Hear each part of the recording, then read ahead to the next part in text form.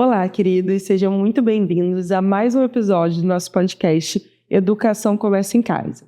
Um podcast criado pela Iri Educação em que conversamos sobre os desafios da educação parental nos dias atuais.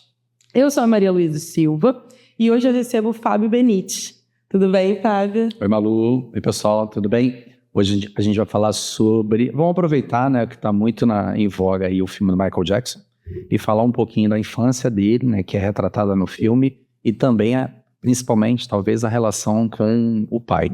Com certeza. O filme do Michael Jackson ele trouxe diversas discussões, muita gente gostou, muita gente tem as suas críticas, mas, de fato, o que ficou evidente foi a relação familiar em especial com o pai dele. E, nesse sentido, a gente viu que ele sofreu uma pressão intensa na infância, né? Deixou até de ter algumas vivências da infância para essa vida artística nesse sentido.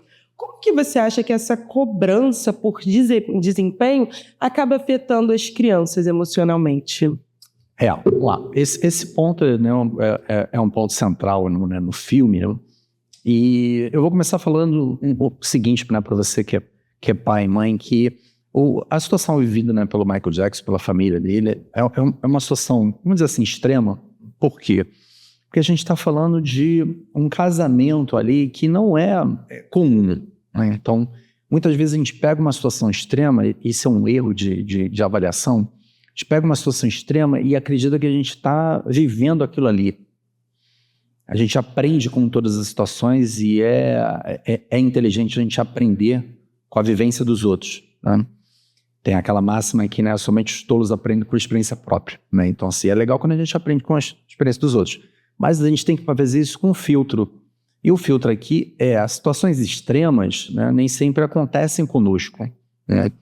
A gente aprende com elas, mas não precisa também, né, dar respostas extremas em casa, porque a gente vê outras situações extremas, né? A gente em off aqui estava comentando da série Adolescência, né? E aí todo mundo, caramba, que trágico e tal. Mas também é uma situação extrema, né? Não é um exemplo de algo para a gente se preocupar, mas não é algo que a gente, né, que a maioria das famílias vive, né, no dia a dia, né? Então, muito cuidado com isso, né, da gente não projetar situações extremas para a gente, tá? E a situação do Michael acaba sendo uma exceção, por quê? Porque a gente está falando de um talento excepcional, e excepcional no sentido mesmo da palavra, de exceção. Então, é um talento excepcional, tá? Junto com uma visão empreendedora excepcional do pai. Eu vou, né, começar chamando o comportamento do pai de visão empreendedora sem julgamento, tá? A partir do princípio que a gente vê, assim, né, quem, né, tem uma ação, né, no sentido de construir alguma coisa, né, no caso até com outras pessoas, com os seus filhos, né, e tem um curso de ação em relação àquilo, né, é uma atitude empreendedora, independente das questões éticas, né, de certo e errado, né, é uma atitude empreendedora. Então, assim, você tem ali, né, o casamento, né, de duas mentes, né, de dois talentos, em que geram talvez o maior artista da história, né, assim, um sucesso, né, colossal, né? Então isso é uma exceção. A gente tem uma máxima na educação aqui, né, principalmente os países nórdicos, eu já comentei isso, né, o quanto a gente tem que olhar para os nossos filhos, né, com muito carinho, com muita atenção, sempre buscando, né, assim, os seus talentos e potencializar os seus talentos. Mas tenha muito cuidado, né, que são poucas as crianças que são geniais. E a gente tem que falar isso, né, assim, sem tabu, né? Sim. Então, seu filho é incrível, né? Os meus filhos são incríveis. Mas, poxa, se eles nasceram com um talento, né, geracional, como é o caso do Michael Jackson, a ponto da gente gerar toda aquela cobrança e ter um resultado, penso que não, né? Eu continuo amando eles, eu continuo ajudando eles a realizar os seus sonhos, eu continuo cobrando no que eu acho que é uma medida certa de cobrança, tá? Porque a gente precisa cobrar, tá? Mas não vou empreender, achar que eles vão ser, né, uns gênios e trilhar aquele caminho. Sim. Então, assim como a história do Joseph, né, do Joseph Jackson, do pai do Michael Jackson, né, uma história em termos de realização financeira, em termos de realização de business, show business, foi bem sucedida, tá? Várias pessoas tentam, que acreditam que seus filhos são geniais e não conseguem. Tá? Então, a gente precisa também tratar disso, né? E aí, respondendo a sua pergunta, né, depois desse mega parênteses que eu fiz aqui... Parênteses importante. Depois desse mega parênteses que eu fiz aqui, a história dele é uma história ímpar, porque a gente está falando de um talento ímpar, tá? Mas a cobrança, ela tem que existir, né? E aí agora eu vou até fazer uma provocação, né, que é como muitas famílias saem da pobreza, né? É através de potencializar e cobrar, né, performance, né, como você mencionou, né, dos seus filhos. Né? Então a gente tem histórias contadas em que o pai, ele é o vilão, caso do Michael Jackson, né, enfim, né? Não vou dizer que não, tá? Não estou aqui para defender ele, mas enfim, a história contada, a narrativa, né, fica vilanesco, né? E a gente tem história de pais que cobram bastante também e por algum motivo ficam para os mocinhos, né? Fazendo um paralelo, né? Quando a gente pega 2 filhos de Francisco, o pai exige dos filhos, coloca os filhos na estrada, sim, pequenos, e fica como um empreendedor que descobriu o talento, né? Enfim, né? Revelou. Não, mas ele era rude com os seus filhos porque ele era bruto, porque ele não tinha uma educação refinada. Então ele era grosseiro por causa disso, mas não que ele não amasse os filhos, né? E por algum motivo, o Joseph, e aí, como eu falei, não estou aqui julgando, estou só botando a provocação na mesa, tá? Faz um paralelo, né? Tipo assim, também exige, empreende, ensaia com os filhos, empurra eles para aquela direção e fica como vilão, né? Então, assim, será que todos são vilões, outros são bonzinhos? Quem decide isso, né? Como é que essa narrativa é contada? E essa reflexão fica para pais e mães, né, de como tratar o filho em casa, que acho que sempre buscando a felicidade deles em primeiro lugar, e talvez aí a gente tenha uma diferença, tá? Mas assim, quem está contando a história controla a avaliação. A narrativa, né? Talvez ali a gente tenha, né? E essa deve ser a prioridade. Mas a gente só tem sucesso com esforço. E esse esforço com crianças que ainda não controlam o seu comportamento tem que ser incentivado, de certa forma cobrado, né? Então esse é o papel do pai e da mãe também. Perfeito. Fábio, você falou muito bem sobre a questão dos pais observarem os talentos dos filhos e quererem explorar esses talentos, que é uma coisa natural. Os filhos sempre são especiais para os pais nesse sentido. Você até falou outras vezes no podcast. Só que como a gente consegue encontrar um equilíbrio entre incentivar essa habilidade, que você vê às vezes uma habilidade no desenho, no futebol, né? Os pais gostam de acompanhar, e como equilibrar isso com uma projeção de expectativa? Porque toda vez que a gente incentiva uma habilidade, a gente está projetando uma expectativa para ela. Como que a gente, como pai, né? Como que você consegue enxergar isso, esse equilíbrio para encontrar? A lição número 1 da educação parental é autoconhecimento. Então, assim, pais e mães que educam seus filhos e filhas, né, têm que buscar, antes de tudo, né, o autoconhecimento de o que me motiva, o que me traz equilíbrio, o que me tira do equilíbrio, né, o que eu quero, né, o que eu quero para eles, por que eu quero. Né. E eu acho que tem um erro, de uma forma geral, na sociedade, de achar que a pessoa é altruísta porque ela pensa nos outros. Eu não concordo com essa visão, né? Todos nós pensamos em nós, né? Nós somos egoístas por natureza, e eu falo isso sem tabu aqui, eu inclusive. Tá? E o autoconhecimento é perceber assim, o que te traz esse prazer, essa felicidade. Né?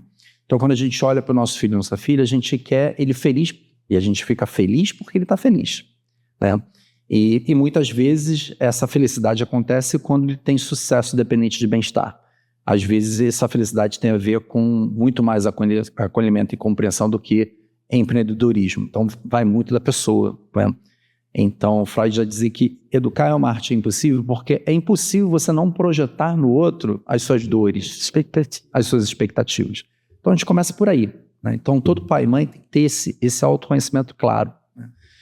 E eu, enfim, que estou aqui, né, compartilhando um pouco das minhas ideias e do meu sucesso, vamos dizer assim, comigo não é diferente. Eu tenho clareza disso, que os meus padrões de felicidade, de sucesso, eu projeto neles. Mas eu faço isso de forma já consciente. Eu sei disso, eu sei quais são os meus padrões e procuro dialogar com isso. Tá? A partir desse momento que você se conhece, né, e fala assim, poxa, eu quero muito que ele tenha sucesso, eu vejo um talento nele ali, então eu vou começar a empreender nesse sentido, eu vou começar a incentivar ele, a cobrar, né? Então, assim, o próximo passo é diálogo. Ou seja, começar a entender o que ele aguenta, o que ela aguenta, o que ele suporta, o que ele quer, o que ela quer, né? Então, a gente vê, dá um outro exemplo, né? Crianças youtubers, né? E a gente já tem crianças que envelhecem e falam assim, poxa, eu era super infeliz. Meu pai e minha mãe me obrigavam. Não só youtubers, artistas de uma forma geral. Sim, né? Falam isso, cara, eu era super infeliz. E tem outras crianças que, cara, são felizes, à beça com aquilo. E gratas. E gratas, né? Com os pais e mães. Como é que a gente sabe? A gente não sabe, né? Então, não há gabarito para isso. O que tem é tentativa e erro, sensibilidade, diálogo, né? E a capacidade de ir ajustando as rotas, né? Que pode ser, vamos parar com isso, né? E a gente já viu famílias também estopando carreiras de artistas mirins e tal, e outras passando por turbulências e chegando no sucesso. Tem de tudo, né? Então a gente sempre tem que estar aprimorando a nossa capacidade de empatizar, de sensibilizar e de refletir e de corrigir rotas. Isso acaba também estando muito presente na sala de aula, né? Como professora, a gente acaba sempre avaliando também, observando que algum aluno tem uma habilidade maior de acordo com a área de conhecimento e também cai nesse equilíbrio de uma expectativa que a gente coloca numa avaliação, né? Então, conciliar isso é um desafio e não tem uma chave. Né? Assim, trazendo mais uma vez por exemplo de pessoas eu como professor, né? Já acertei e já errei muito também, né? Assim, poxa, olhar para aquele estudante e falar assim, acho que ele precisa chegar aqui para conquistar esse objetivo que ele quer. Falando de adolescentes, né? Sim. Estudantes mais velhos, não crianças pequenas, né? E aí, assim, poxa, ele precisa chegar aqui, você sabe a régua, porque você é o professor, então você está acostumado com assim, né? E aí, e eu apostar assim, pô, eu acho que ele chega lá, mas ele precisa desse nível de incentivo, desse nível de dor. Não tem sucesso sem dor. Então, assim, precisa. E alguns estudantes chegaram e ficaram gratos, outros não chegaram e ficaram tristes comigo que exigir. Mas é o papel do educador sempre fazer essas escolhas, não vai acertar sempre. Sim, com certeza. Na trajetória do Michael Jackson, a gente acompanhou, né, no filme, que por muitas vezes se tinha uma ausência de liberdade nessas vivências infantis, até por causa da pressão do pai. E como que você consegue avaliar esses impactos de uma infância construída em torno de uma performance, como a gente falou aqui, e como isso vai impactar a própria vivência infantil, né? A questão do brincar, do se comunicar, do conhecer, né? Essas vivências que são iniciais nesse sentido. O objetivo, eu acho que o lugar de excelência aqui, né, para pais e mães, é ter um equilíbrio entre uma vida focada no talento, né, um esforço, né, práticas focadas no talento, verificar se é prazeroso para a criança estar ali, se ela está feliz com isso. Tá?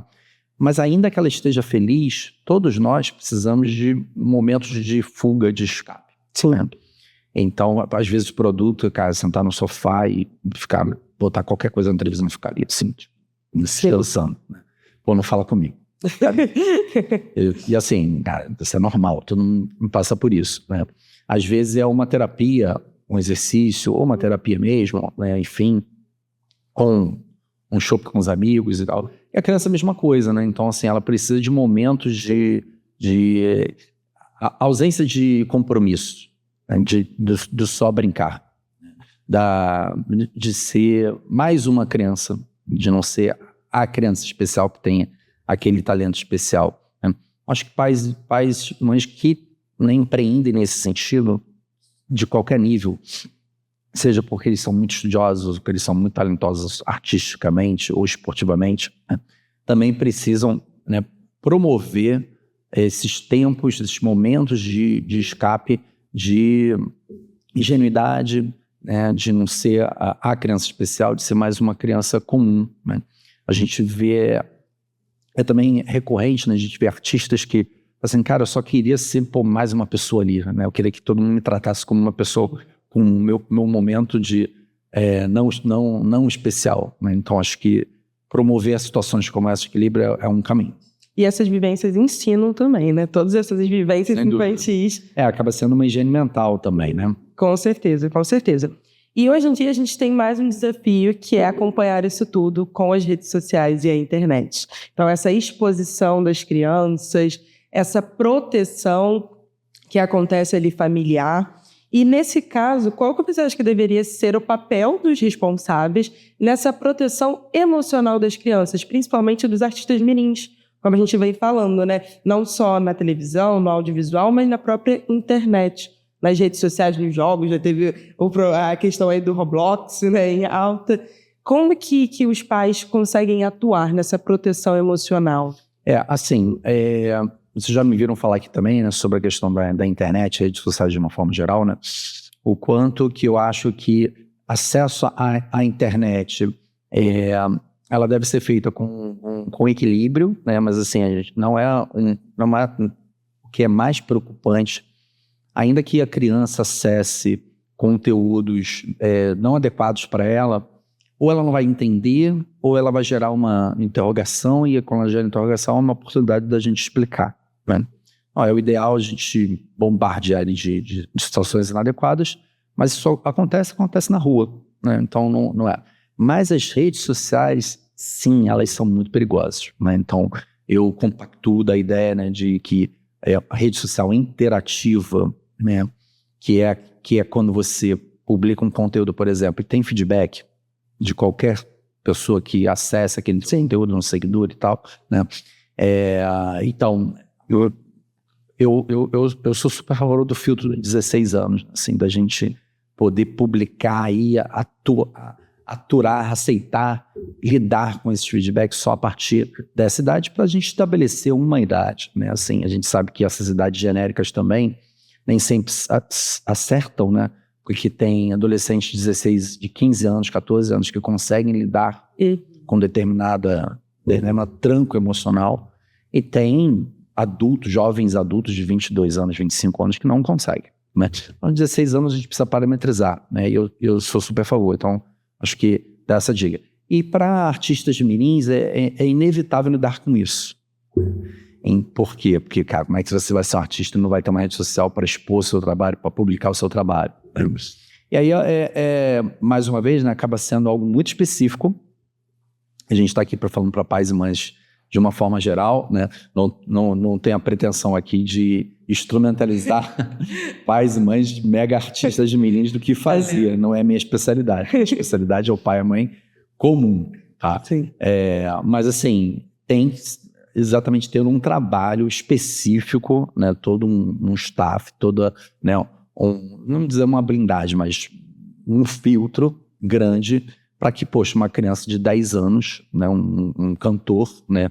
Michael Jackson, por exemplo, né? Com 10 anos já mega sucesso, se tivesse rede social, como é que vão lidar com os feedbacks de qualquer tipo de coisa, seja na performance artística, na aparência, no comportamento?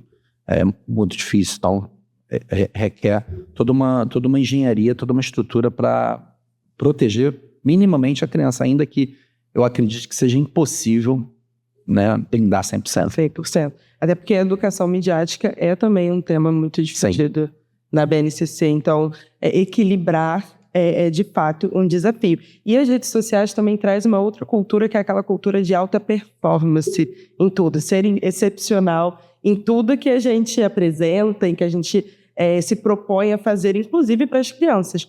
E nesse caso, né, como é que os pais eles podem incentivar essa dedicação, esse talento, sem que cobrem do filho ou exponha, né, traga ali para o filho essa excepcionalidade em excesso, que tudo que eles têm que fazer tem que ser excepcional?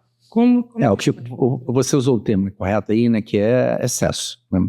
Então, mais uma vez, né, eu vou convidar pais e mães a terem respostas equilibradas a partir dos desafios.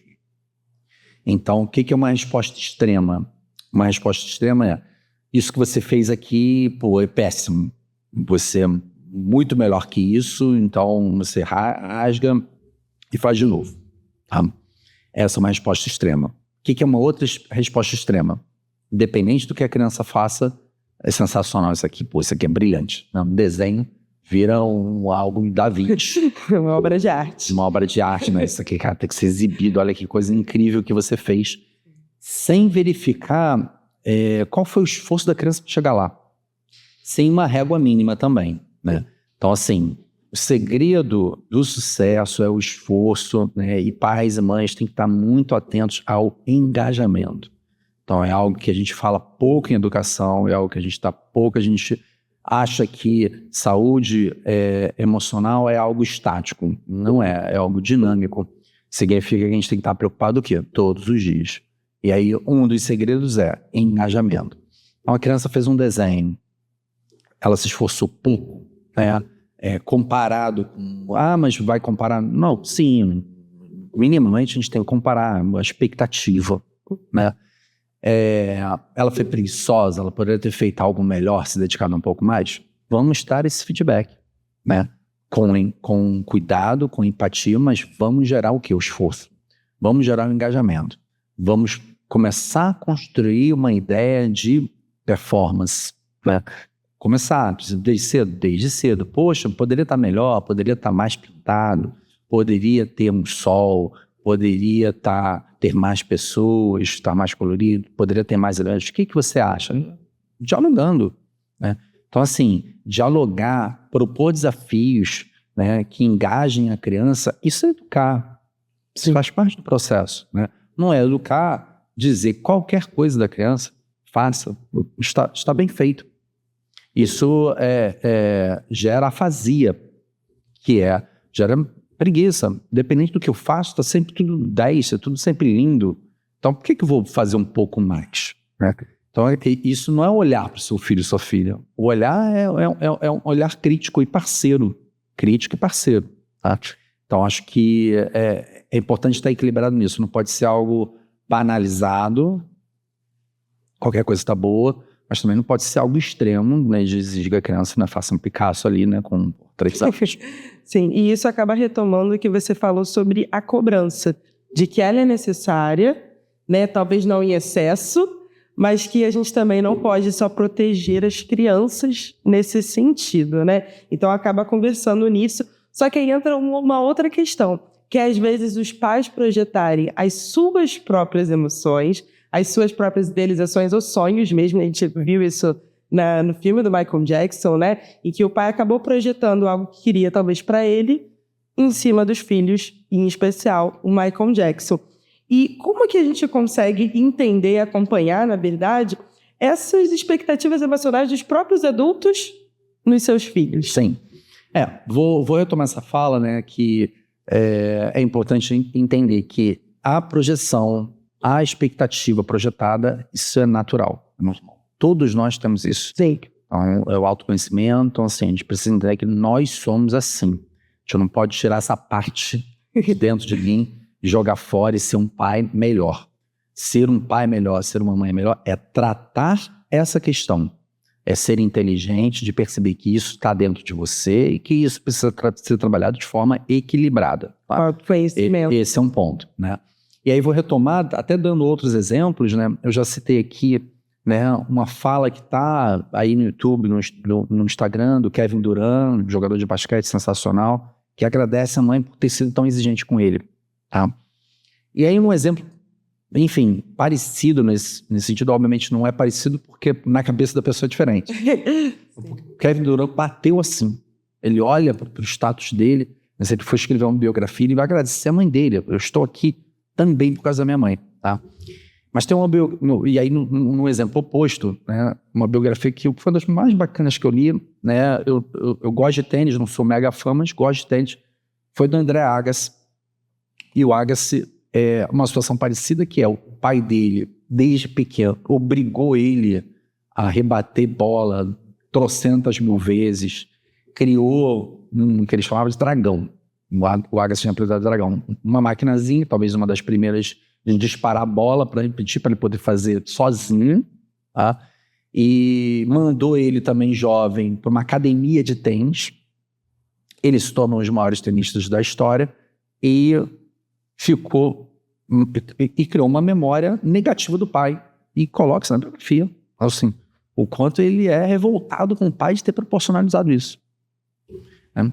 Mais recentemente, outro filme do King Richard, né, do pai das irmãs Williams, tá?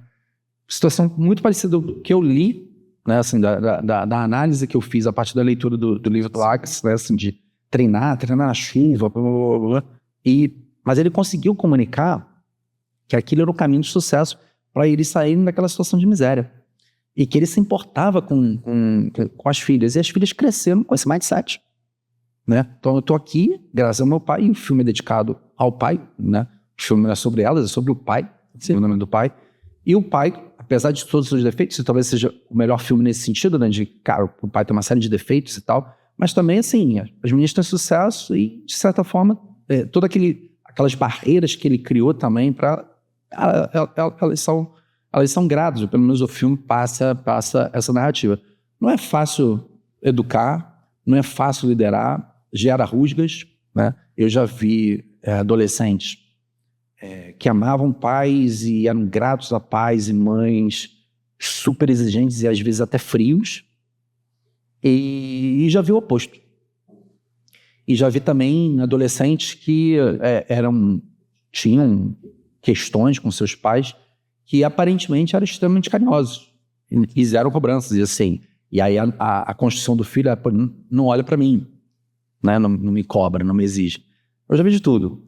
Então, por isso que eu sempre defendo que não há gabarito, né? A gente não sabe como é que aquele outro ser humano vai reagir a partir dos seus inputs, das suas influências como educador, mas é o seu trabalho, né? E aí o que a gente entende que dá resultado é equilíbrio, né? Diálogo, tá sempre olhando, não se omitir, não buscar os extremos, né? Isso é o que tende a dar errado.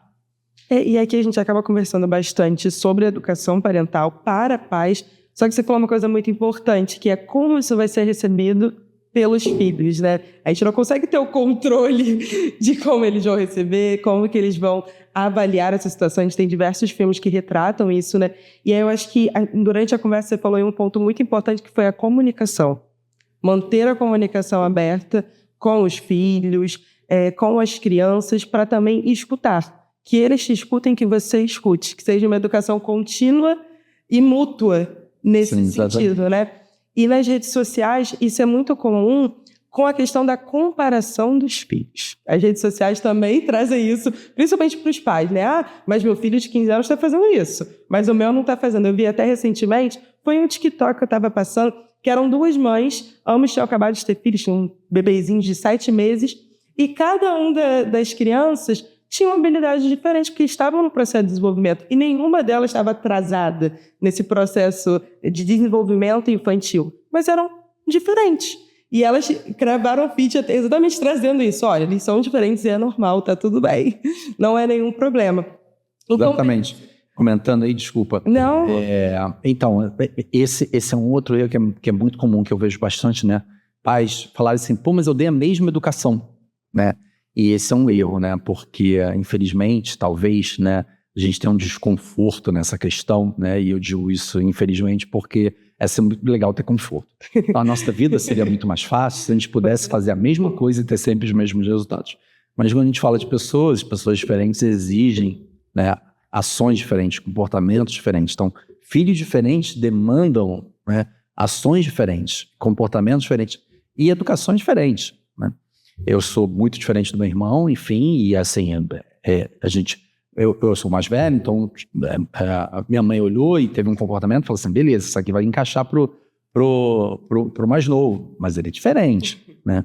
Então, o educador, né, e a gente trabalha aqui de forma super empática, compreendendo, né, todas as limitações que pais e mães têm de tempo, enfim, não são estudiosos da educação, mas para você melhorar, né, como pai e mãe, né, essa é uma das receitas também, né, seus filhos são diferentes, então eles exigem comportamentos e processos diferentes, então a gente tem que ter essa mente aberta para estar sempre, né, mudando, para ver como é que cada um vai aceitar determinado tipo de fala, determinado tipo de ação, né, seja elogiosa, seja de castigo, enfim. Sim, e lembrar que nas redes sociais tudo também é mágico, né? Sim, claro. Né? E às vezes a gente fala assim, não pode comparar. Não, assim, eu acho que a comparação pejorativa, né, ela realmente deseduca. Né? Mas também a gente não pode abandonar os parâmetros sociais. Então, tem que ler até tantos anos, né? Assim, eu acho que a gente talvez seja exigente de falar assim, tem que ler até os 6 anos. Em outros países é até 7. Não é essa a questão. A questão é o quê? Engajamento. Né? Então, assim, seu filho ou sua filha está se esforçando, gosta de ir para a escola, faz as atividades, naturalmente as coisas vão acontecer. A gente tem que monitorar isso. E não monitorar aquele resultado a qualquer custo. Sim. Né? Por quê? Porque geram consequências que nem sempre são legais. Sim. Ao longo da conversa, isso acabou até me remetendo a uma outra questão que a gente acaba sempre falando, que é o que é a realização nesse sentido, até dos filhos, né? Como você falou, a gente está falando de Michael Jackson, um mega artista, né? Um rei ali do pop.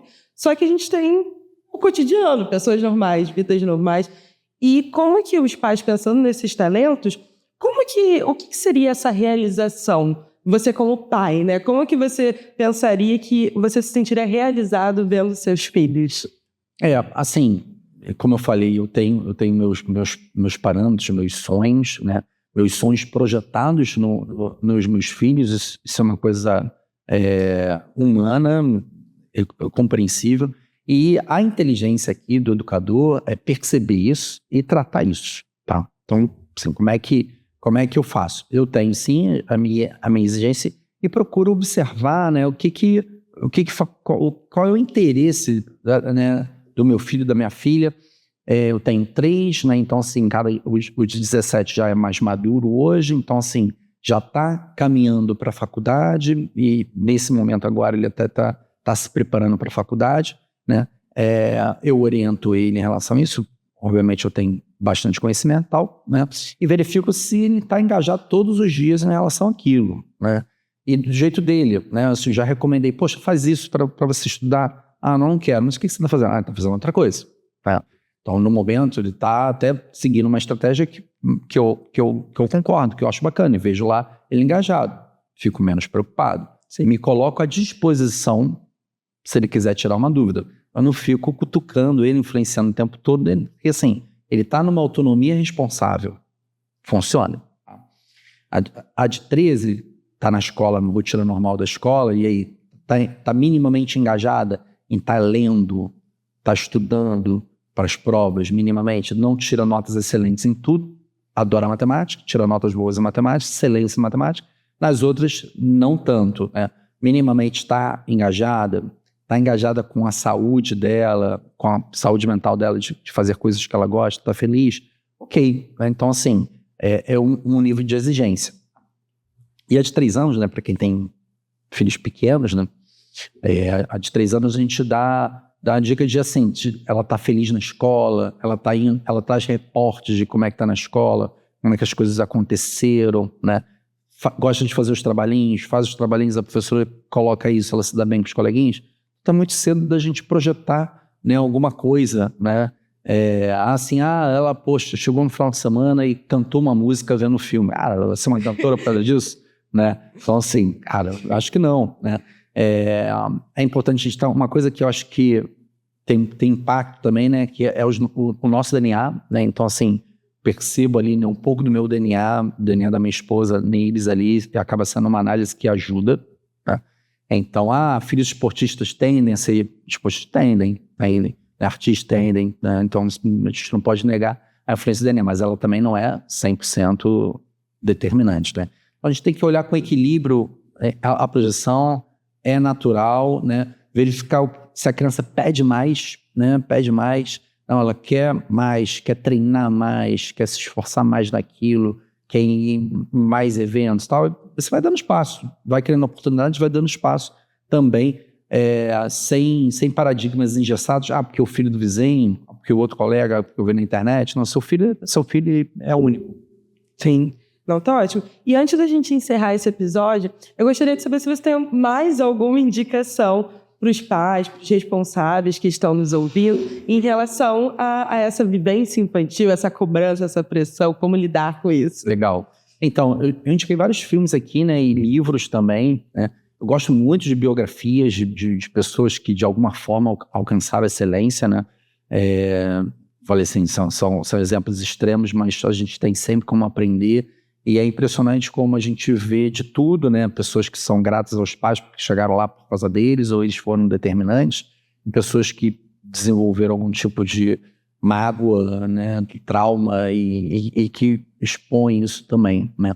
E aí, hoje, dando uma dica de um filme bem heterodoxo, que é o Capitão Fantástico, em que o pai e a mãe, né, enfim, a mãe já começa falecida no filme, né, mas os pais entenderam que deveriam criar os filhos de uma forma totalmente diferente, afastadas da sociedade civilizada que a gente conhece, né, e isso gerou crianças e adolescentes totalmente diferentes, né, com um nível de inteligência super refinada, porque liam muito, os pais liam muito com eles, e desde cedo, né, trabalharam muito a inteligência deles, uma capacidade física de atleta, porque também, né, a preparação física era trabalhada diariamente, né, os pais, né, saindo da rotina, né, a gente pensava o quanto a gente fica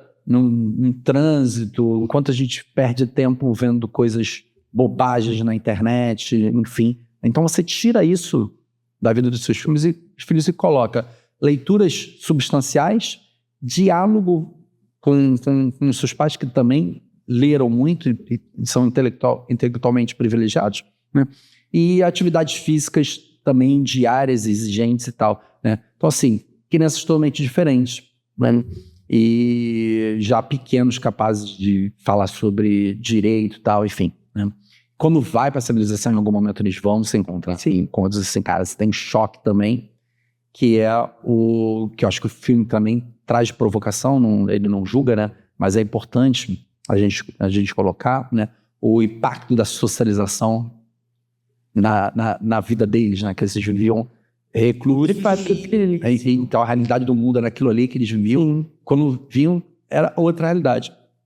Então, vale a pena ver o filme é bem legal, e ele traz, eu acho que essa reflexão de no final do dia você tem um olhar especial para o seu filho, você tem uma visão, uma proposta, né?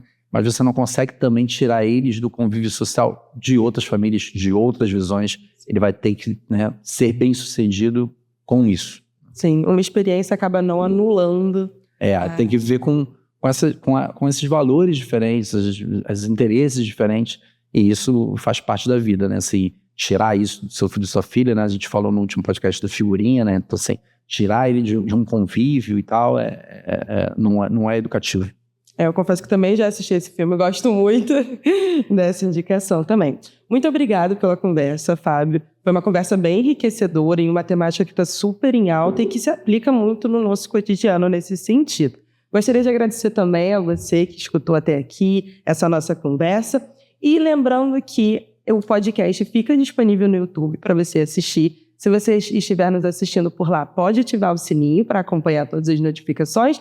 E também estamos disponíveis no Spotify e no Deezer. Então já segue lá, gente, para estar sempre ligado nos nossos próximos episódios, tá bom? Tchau, tchau. Até a próxima.